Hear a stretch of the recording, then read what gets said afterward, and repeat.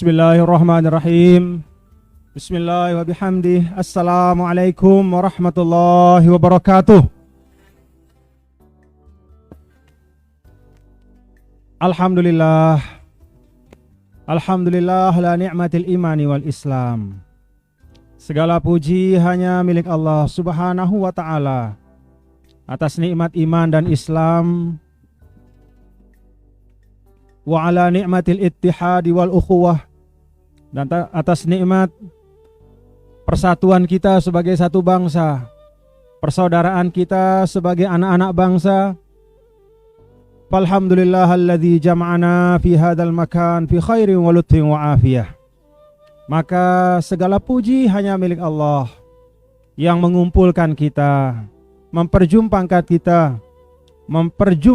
kita, mendudukkan kita satu majelis pada pagi hari ini dalam keadaan sehat walafiat, mudah-mudahan lahir dan batin, amin ya rabbal alamin. Wassalatu wassalamu ala sayyidina maulana Muhammad sayyidil anbiya wal mursalin, wa huwal qail al mu'minu mir'atul mu'min idza ra'a fihi aiban aslahahu. Salawat dan salam Bapak-bapak dan Ibu, tak henti-hentinya kita sampaikan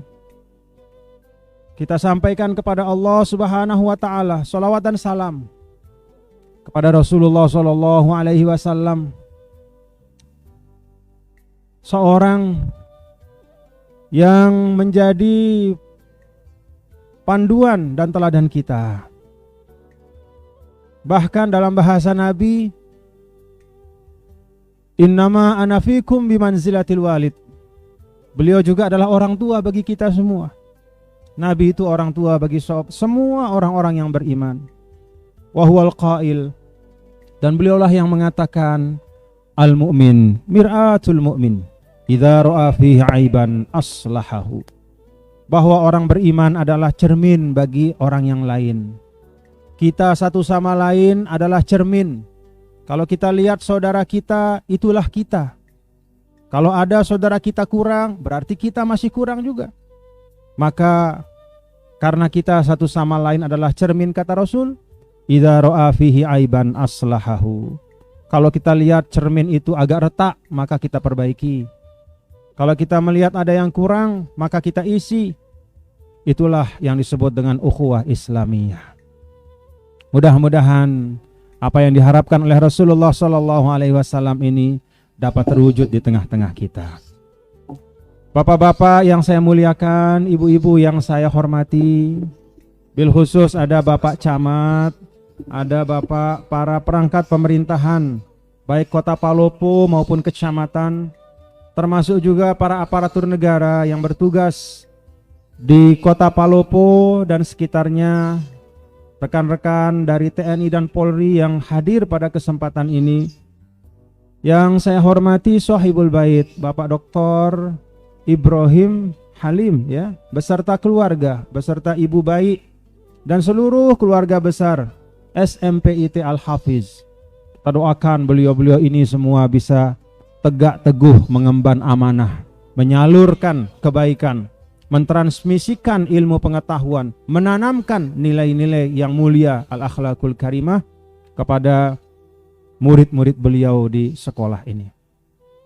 Para sahabat dari asli Aliansi Sasak Lombok Indonesia, ada Bapak lalu Mas'ud, ada Bapak Haji Mahrib, ada Bapak Rizal ya, dan teman-teman dari KKSL, dan kita semua ya, dengan atribut kita masing-masing, tetapi pada hakikatnya kita semua ini hamba Allah yang mendambakan kebaikan dan kemaslahatan dunia dan akhirat kita. Bapak Ibu yang dirahmati Allah Subhanahu wa taala, termasuk juga para tokoh ormas ya, para pimpinan dari Nahdlatul Ulama Muhammadiyah, NWDI, ada Bansar, ada Ansor, semuanya ya. Apapun warna baju kita ya, apapun nama organisasi kita, itu semata kendaraan. Tujuannya sama, yaitu mendapatkan ridha Allah Subhanahu wa taala. Ibu-ibu majelis taklim juga yang punya seragam beda-beda ya, tapi semuanya majelis taklim namanya. Ya. Ada yang kerudungnya ungu, ada yang agak pink, ada yang coklat, ya semuanya macam-macam. Ya itulah kekayaan kita, itulah hazanah kita. Dan itulah bagian dari tanda-tanda kekuasaan Allah. Yang bahkan dalam surah Ar-Rum Allah Subhanahu wa taala sampaikan, "Wa min ayatihi ikhtilafu alsinatikum wa alwanikum." Bahwa tanda kekuasaan Allah itu diantaranya adalah kulit kita berbeda, profesi kita berbeda, ya. Suku kita berbeda, ras kita berbeda, tapi alhamdulillah hari ini kita duduk bersama di majelis ini. Mudah-mudahan menjadi majelis yang berkah. Bapak Ibu hadirin dan hadirat sekalian yang dirahmati Allah, alhamdulillah pada pagi hari ini kita semua bersyukur, bersama-sama bersilaturahim di tempat di mana disemaikan benih-benih masa depan lembaga pendidikan. Kalau kita baca sejarah bapak-bapak dan ibu, memang betul bahwa yang pertama Rasul Shallallahu Alaihi Wasallam bangun di Madinah itu adalah masjid. Lalu beliau membangun pasar. Tetapi ada satu kegiatan Nabi yang tidak pernah Nabi tinggalkan. Itulah ta'limul ummah, mendidik dan mengkader para sahabat yang bersama dengan beliau agar bisa meneruskan risalatul Islam. Kalau ada masjid tetapi tidak ada yang mampu mengisinya dengan dakwah yang baik, maka masjid itu tidak akan maksimal kemanfaatan. Kita tahu bapak-bapak ibu, masjid dalam Islam tidak hanya untuk tempat sholat 5 waktu, tapi juga untuk ta'limul ummah, untuk mendidik, mengajarkan umat tentang apa yang dibawa oleh Islam. Dan itu hanya bisa dilakukan oleh orang-orang yang memiliki ilmu pengetahuan. Karena itu kesyukuran pada hari ini kita ada di sekolah ini. Tadi Bapak Dr. Ibrahim sampaikan kepada saya bahwa sekolah ini sifatnya sementara, kata beliau. Sekarang sedang membangun. Kita doakan semoga Allah mudahkan. Termasuk Al-Mukarram Pak Kiai, Tuan Guru juga yang sudah punya pondok pesantren, dan kita semua yang sedang membangun. Allah yang akan sempurnakan. Dan ada satu hal yang guru kita sering sampaikan, ya. Kalau urusan melaksanakan perjuangan, mulaikan saja. Mulaikan saja. Gak usah terlalu banyak berpikir jadi apa enggak. Karena ada kaidah ala qadril mu'nah ta'til ma'unah. Sebanyak yang kita perlukan, Allah akan datangkan bantuan. Sebanyak yang ibu-ibu perlukan, ya, di dalam ibu-ibu berumah tangga, Allah akan kasih bantuannya. Sebanyak apa yang bapak-bapak perlukan di dalam membangun keluarga yang baik, mendidik anak-anak kita, ada biaya di situ yang diperlukan, atau apapun, Allah akan berikan. Ala qadril mu'nah ta'til ma'unah. Karena itu semua inisiatif-inisiatif yang baik mari kita laksanakan. Dan sebaik-baik amal baik dilaksanakan adalah dengan bil jamaah, dengan kebersamaan. Bapak Ibu, hari ini juga saya sangat bersyukur, ya. Di SMPIT Al-Hafiz ini saya juga bisa bersama-sama dengan Bapak Ibu menikmati tadi satu tarian, ya, tarian budaya yang sangat indah, penuh dengan kesukacitaan, ada kegembiraan di situ. Maka saya tadi menyaksikan kita semua ikut bergembira. Alhamdulillah. Dan memang seharusnya bapak-bapak ibu, umat Islam itu harus gembira dan bersukacita. Tujuan Islam yang paling dasar kalau kata ulama itu satu kalimat, is'adul insan fid darain. membuat manusia bahagia dunia dan akhirat. Udah itu. Jadi kalau kita sebagai seorang muslim tapi masih rasanya sulit bahagia, nah berarti ada sesuatu yang perlu kita rapikan. Ada sesuatu yang mungkin belum kita pahami tentang Islam. Kalau kita lihat Rasulullah SAW di dalam 23 tahun beliau berdakwah, 10 tahun di Madinah. Seperti apa Madinah itu? Bapak Ibu, Madinah itu bukan kota yang semua orangnya serius, gak ada yang ketawa. Bukan kota yang dari pagi sampai malam isinya semua orang di masjid saja. Bukan kota di mana dari pagi sampai malam semua penduduknya baca Quran saja. Tidak. Madinah itu adalah tempat di mana semua profesi kehidupan itu berkembang dengan baik. Maka ada para sahabat yang menjadi zari' atau muzari', menjadi petani. Ada yang menjadi ra'il ghanam, menjadi peternak. Ada yang menjadi tajir atau pedagang. Ada yang bahkan menjadi nahas atau apa namanya itu? Logam, apa itu namanya logam itu ya? Apa bahasa kita tuh tembaga ya, yang membuat apa? Ya, tembaga itu. Ya, jadi alat-alat untuk alat makan, ya, alat minum, alat rumah tangga. Dulu pada waktu di Mekah, orang-orang muhajirin bersama Rasulullah itu tidak tahu ya tentang alat-alat makan selain yang dibuat dari kayu dan dari tanah. Lalu ketika pindah ke Madinah, Rasulullah SAW menjumpai ada keramik-keramik, ya, ada piring, ya, untuk makan, ya. Ada gelas yang dibuat dari keramik, ada juga logam-logam. Karena Madinah itu punya hubungan dagang yang sudah cukup luas, termasuk ada orang Yahudi di situ. Maka di Madinah itu ada sahabat-sahabat yang ahli tembaga, menjadi pandai besi. Ada yang menjadi ator. Ator itu apa? Tukang parfum. Ada yang menjadi apa tuh? Ghazal. Ghazal itu pemintal. Ya. Ada sahabat yang jago untuk memintal apa kain untuk membuat baju, membuat spray, membuat selimut. Di Madinah juga ada mumarridoh, ada perawat perempuan. Ya. Sayyidah Nusaibah itu perawat. Dialah ketika perang Badar, perang Uhud, kalau tidak salah di dalam sirah, dia yang merawat para sahabat yang luka, yang wafat pun itu dia yang bersihkan ketika perang Uhud. Ada perawat di situ. Ada juga syair, yaitu orang yang pandai bersastra. Bahkan ada grup musik di Madinah ya, yang diisi oleh anak-anak dari Habasyah. Habasyah itu Ethiopia yang kulitnya hitam. Anak-anak muda-muda itu kulitnya hitam gitu, lucu-lucu, nyanyi dia. Terutama pada saat Idul Fitri, Idul Adha, mereka menyanyi. Nabi pun ikut mendengar nyanyian mereka.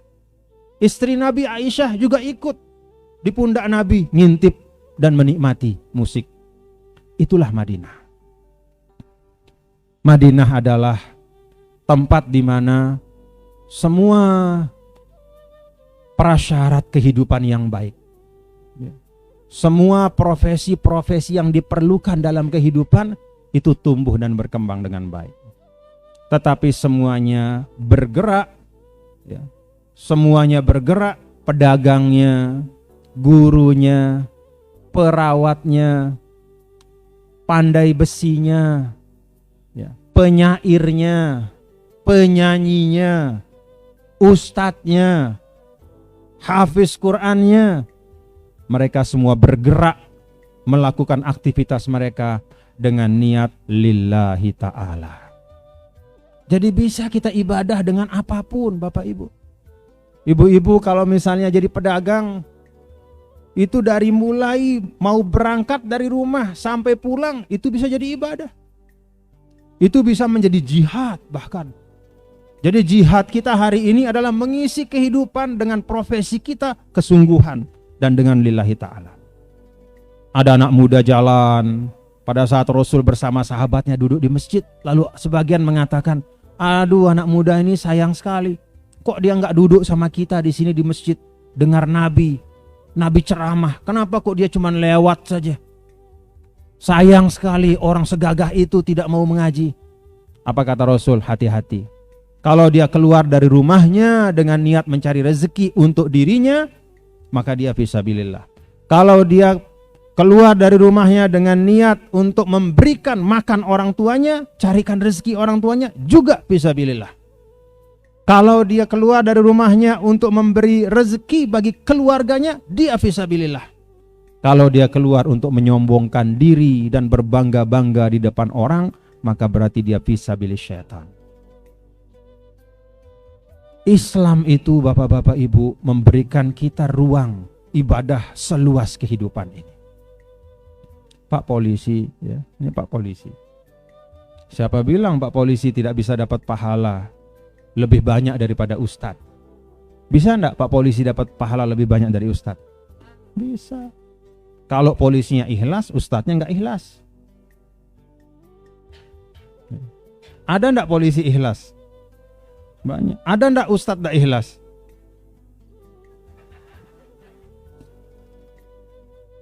Jadi keikhlasan, motivasi. Pak Camat juga. Pak Camat ini bahkan kalau beliau ini benar-benar menunaikan amanahnya dengan baik, nanti Tuan Guru, Dr. Ibrahim, kita semua ini akan minta numpang sama beliau ini. Karena di dalam hadis Rasul disampaikan dari 7 kelompok yang mendapatkan naungan kelak di hari akhir ketika panas luar biasa. Yang pertama adalah imamun adil, pemimpin yang menegakkan keadilan dan menjalankan tugas dengan amanah. Pak Camatnya amanah? Pak Camatnya amanah? Alhamdulillah. Alhamdulillah dong jawaban insya Allah. Alhamdulillah. Pak Camat amanah, Pak Kepala Desa atau Lurah amanah. Dan insya Allah kita semua sebagai umat Islam ini memang diminta untuk selalu mendahulukan dan melihat sisi positif dari apapun. Maka salah satu akhlak yang paling tinggi dalam Islam itu namanya husnuzon, baik kepada Allah dan juga kepada manusia. Husnuzon itu tidak akan merugikan kita kalaupun kita salah. Kita berhusnuzon sama orang, tapi ternyata orang itu mengecewakan kita. Ternyata perilakunya tidak sesuai dengan persangkaan baik kita. Paling tidak kita sudah dapat pahala husnuzon itu. Tidak ada rugi kita. Sedangkan kalau kita su'uzon, ya, bahkan pun dia benar seperti persangkaan kita, tapi kita sudah mendapatkan dosa berprasangka buruk. Urusan dia tidak baik, kan urusan dia. Kenapa kita bersuuzon yang membuat kita ikut mendapatkan keburukan? Karena itu seorang dulu namanya, seorang yang termasuk imamul mazhab, ya, seorang ulama besar, namanya Imam Malik. Kata Imam Malik, idza sami'ta qawlan yahtamilu tis'atan wa tis'ina wajhan minal kufri wa yahtamilu wajhan wahidan minal iman fahmilhu mahmalal iman.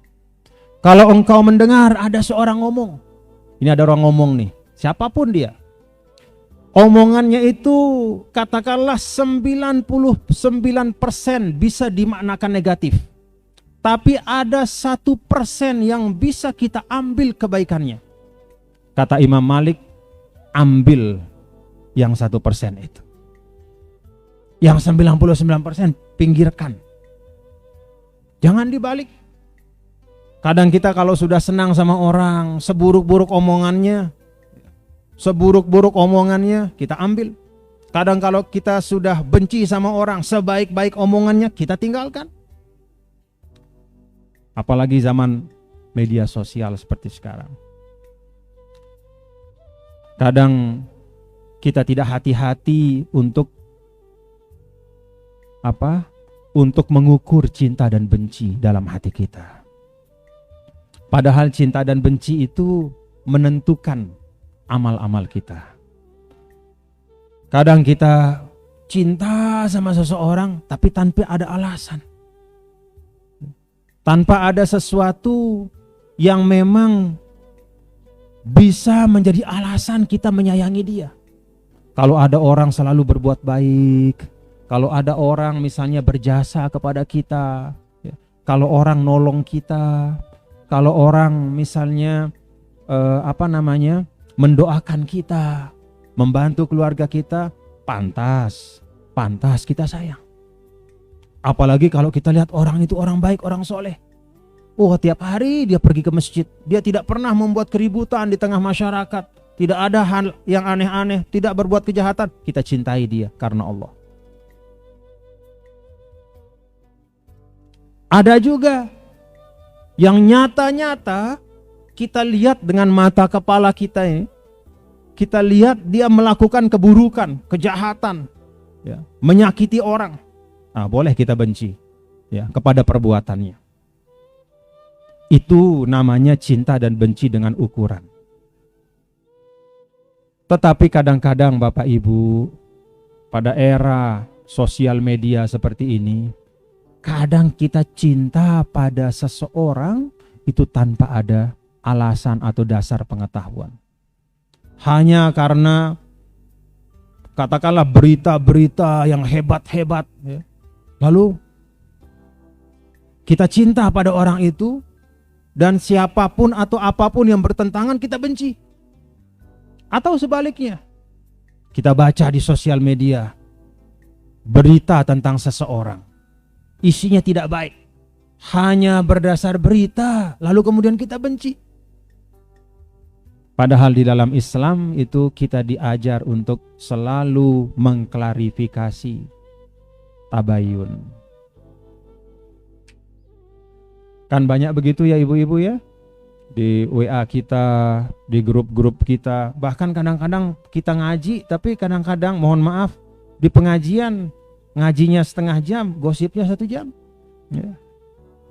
Jadi habis yang setengah jam itu, baru malaikat rokibnya nyatat, kata Atit coret. Kenapa coret tuh? Dia baru menggibah orang. Jadi yang dua ini saling koreksi terus, ya. Akhirnya begitu tutup buku, kosong melompong, nggak ada isinya. Karena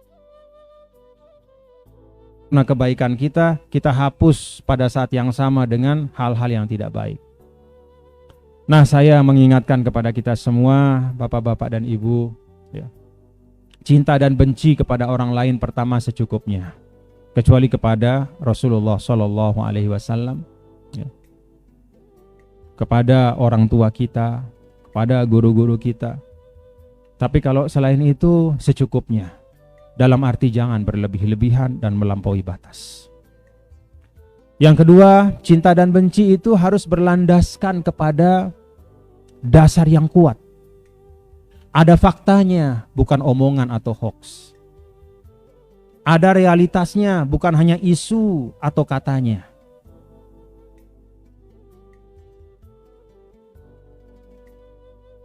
Kenapa ini penting Bapak Ibu?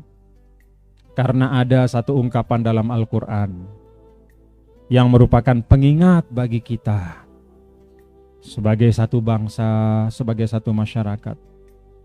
Apa satu ciri dari orang-orang munafik?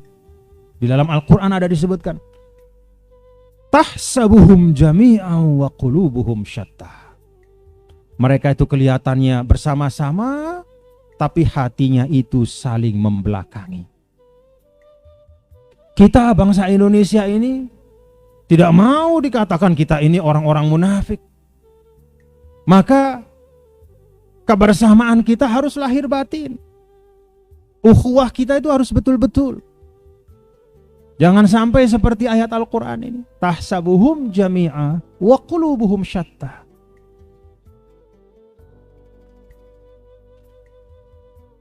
Justru bapak-bapak ibu, kita di Indonesia ini Ashkaluna syatta wa qulubuna wahidah. Kalau di banyak tempat, ya, sebagaimana dalam ayat tadi Allah ingatkan, jangan sampai kita mengikuti sifat-sifat orang munafik. Mereka itu rupanya sama, tapi hatinya saling membelakangi. Dia seakan-akan dalam satu kelompok, tapi satu dengan yang lain saling menjatuhkan. Nah, kita di Indonesia, kita ikhtiarkan sebaliknya. Kita di Indonesia ini, suku kita berbeda-beda satu sama lain. Asal usul kita, tempat kita lahir, bahasa kita itu beda. Tapi wa qulubuna wahidah. Tapi insya Allah mudah-mudahan hati kita sama. Sama-sama cinta pada kebaikan. Bapak Ibu yang dirahmati Allah, masyarakat Madinah, masyarakat yang penuh dengan kegembiraan dan kesyukuran. Masyarakat yang juga sangat optimis dan tidak ada kata putus asa. Kalau kita lihat Bapak Ibu, hadirin dan hadirat sekalian, semua pesan Rasul kepada sahabatnya itu penuh dengan optimisme. Ada sahabat yang datang kepada Rasul, lalu mengatakan, ya Rasulullah, saya ingin berjihad, saya ingin ikut karena dia sehat, ya, dia sehat badannya, dan Madinah itu akan diserang oleh kekuatan Quraisy. Maka yang sehat-sehat itu semua datang kepada Nabi dan mengatakan, ya Rasulullah, saya siap ikut. Ada satu datang, ya Rasulullah, saya nggak bisa ikut. Mukanya sedih, dia menangis. Kenapa nggak bisa ikut? Saya masih punya ibu di rumah, nggak ada yang jaga ibu saya kalau saya pergi berjuang. Apa kata Rasulullah SAW? Pada ibumu lah kamu berjihad. Itu Nabi. Nabi SAW itu tidak pernah memperumit satu masalah, tapi selalu menghadirkan solusi. Dan ini menjadi tantangan bagi kita sebagai umat Islam juga hari ini. Kita ini umat Islam yang dari sisi bilangan kita mayoritas di Indonesia. Maka mari kita menjadi solusi bagi masalah-masalah bangsa. Kalau ada situasi yang tidak tenang, kitalah yang jadi menenangkan. Kalau ada perpecahan, maka kitalah yang menyatukan kembali. Kalau ada silaturahim yang putus, kita sambungkan lagi. Kalau ada di antara anak bangsa berselisih, berkelahi, kitalah jadi juru damainya. Kan itu Islam.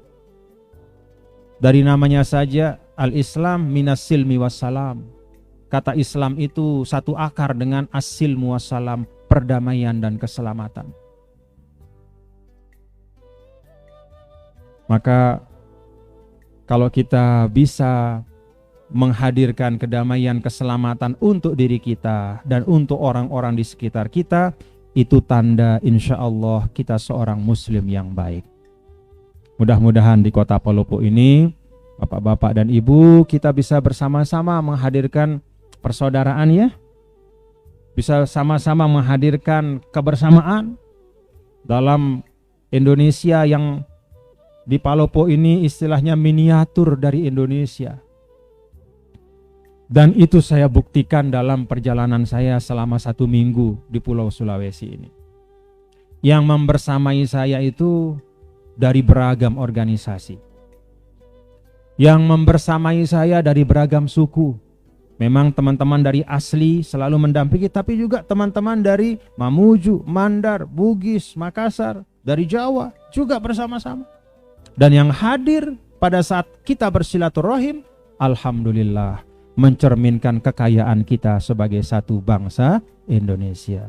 Wa amma bi ni'mati rabbika fahaddis. Wa amma bi ni'mati rabbika fahaddis.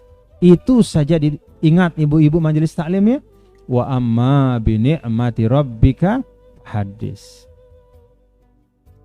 Ingat-ingatlah, sebut-sebutlah dan syukuri semua nikmat yang kita rasakan sebagai pribadi, sebagai masyarakat, dan sebagai satu bangsa. Ini yang dapat saya sampaikan pada kesempatan ini, Bapak-bapak dan Ibu, hadirin dan hadirat yang dirahmati Allah.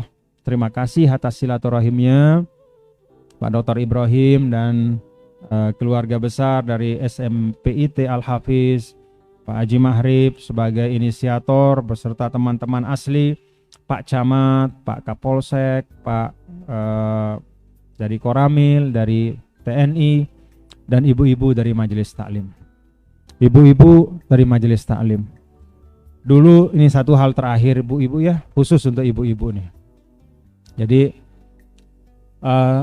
dulu kakek kami ya, yang bernama Maulana Syekh Tuan Guru Ki Haji Muhammad Zainuddin Abdul Majid.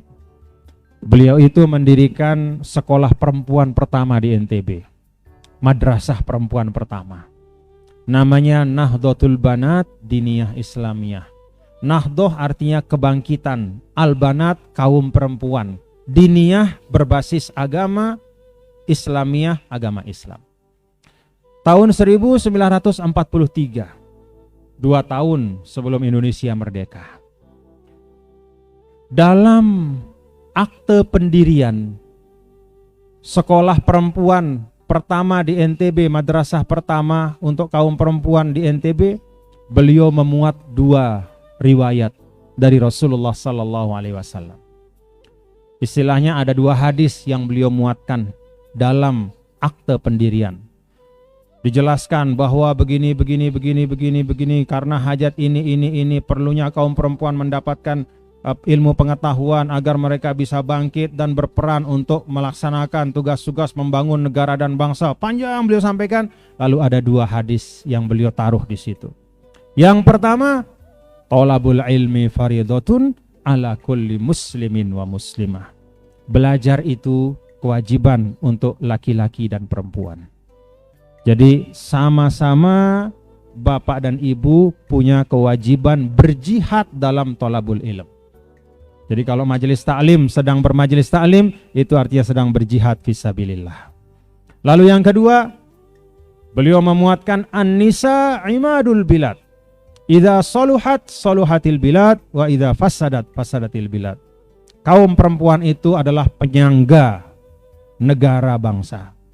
Kalau penyangga ini kokoh dan kuat, maka bangsa pun akan kokoh.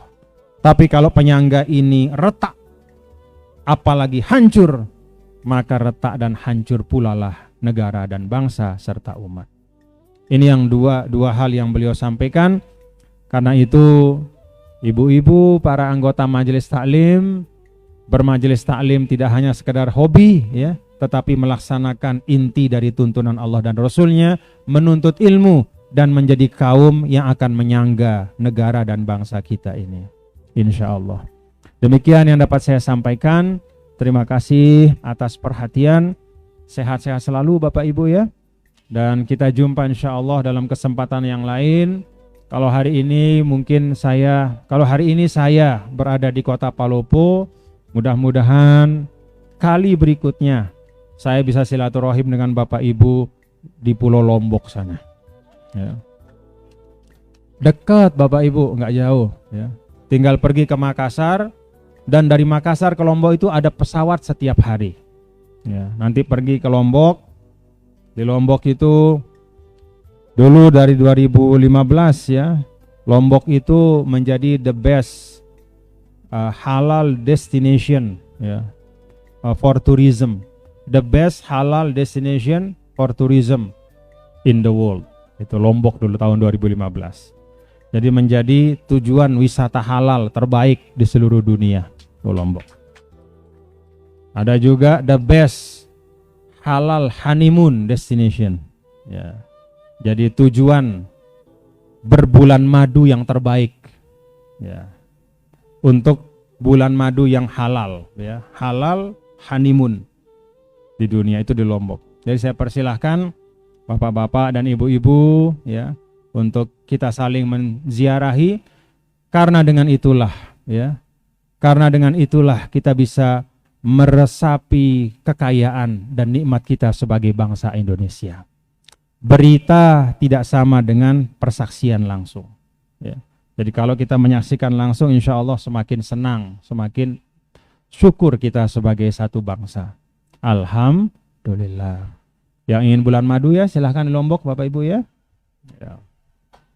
Ya bulan madu yang apa namanya, yang dikada kalau namanya, dikodok bulan madunya. Yang dulu tidak sempat bulan madu, silahkan di Lombok, itu the best halal honeymoon destination. Terima kasih Bapak-bapak dan Ibu. Mohon maaf apabila ada kekhilafan. Saya syukur dan senang bisa bersilaturahim.